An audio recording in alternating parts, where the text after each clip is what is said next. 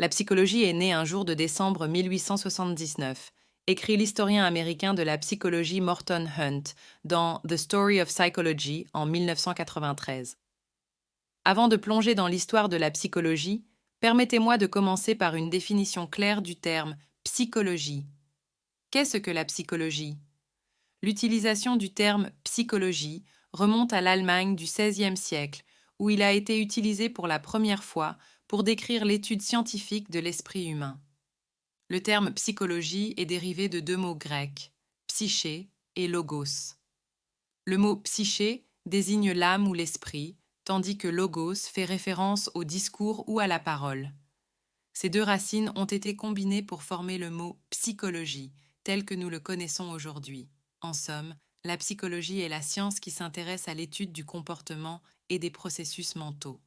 Chapitre 1. L'origine de la psychologie. La philosophie. L'Antiquité a été une période fertile en idées et en questionnements, où les grands esprits de l'époque se sont penchés sur les mystères de l'esprit humain et ont exploré les profondeurs de la psyché. Parmi ces penseurs visionnaires, les philosophes grecs tels que Socrate, Platon et Aristote ont posé les bases de la pensée psychologique. Ces philosophes grecs ont ainsi pavé la voie à des siècles de réflexion et d'exploration dans le domaine de la psychologie.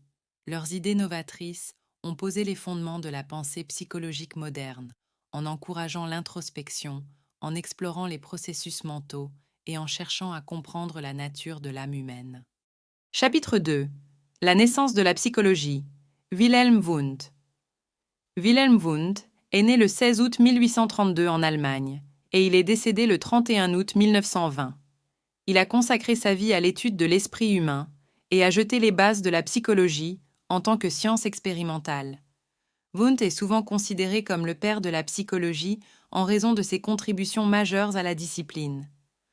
En 1869, à l'université de Leipzig, Wundt a fondé le premier laboratoire formel de recherche en psychologie, marquant ainsi la naissance de la psychologie en tant que discipline indépendante. Dans son laboratoire, Wundt a utilisé des méthodes expérimentales rigoureuses pour étudier les processus mentaux tels que la perception, l'attention, la mémoire et les émotions. Chapitre 3. L'évolution de la psychologie. Au fil du temps, la psychologie a connu une croissance exponentielle, alimentée par des avancées technologiques, des recherches novatrices et une compréhension croissante de l'esprit humain. Elle est passée d'une discipline centrée sur l'étude des processus mentaux à une discipline qui explore les comportements, les émotions, les motivations, les relations interpersonnelles et bien plus encore. Elle s'est enrichie grâce à l'émergence de nombreux courants théoriques au fil du temps. Chaque courant apporte une perspective unique et contribue à notre compréhension globale de l'esprit humain.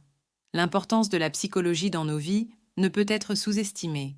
Elle nous permet de mieux comprendre notre propre comportement, nos émotions, nos pensées et nos relations avec les autres.